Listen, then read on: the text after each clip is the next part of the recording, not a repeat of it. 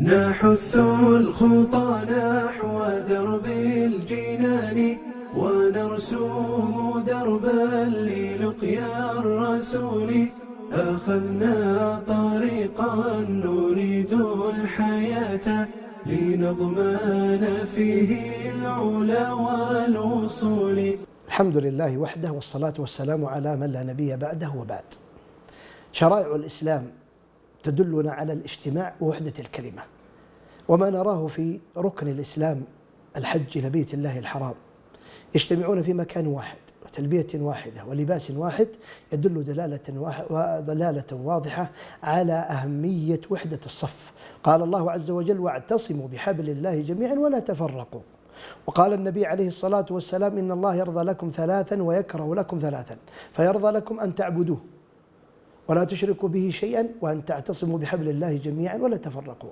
بل حذر الله عز وجل من الفرقة: ولا تنازعوا فتفشلوا وتذهب ريحكم. فينبغي لنا أن نوحد كلمتنا على منهج الإسلام، وأن نطيع الله ونطيع رسوله عليه الصلاة والسلام ولاة الأمر، لأن طاعة ولاة الأمر مما أوصى بها النبي محمد صلى الله عليه وسلم عندما جاء في حديث العرباض بن سارية فقال: أوصيكم بتقوى الله، وهذا أمان داخلي، والسمع والطاعة وإن تأمر عليكم عبد حبشي كأن رأسه زبيبة.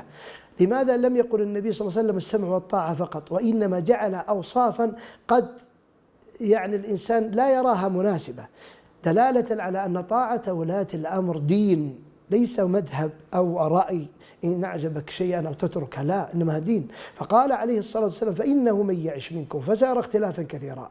طيب، ما العلاج؟ هو تقوى الله وطاعة ولاة الأمر والتمسك بسنة النبي صلى الله عليه وسلم، فتمسكوا بها وعضوا عليها بالنواذج. هذه هي المنجية.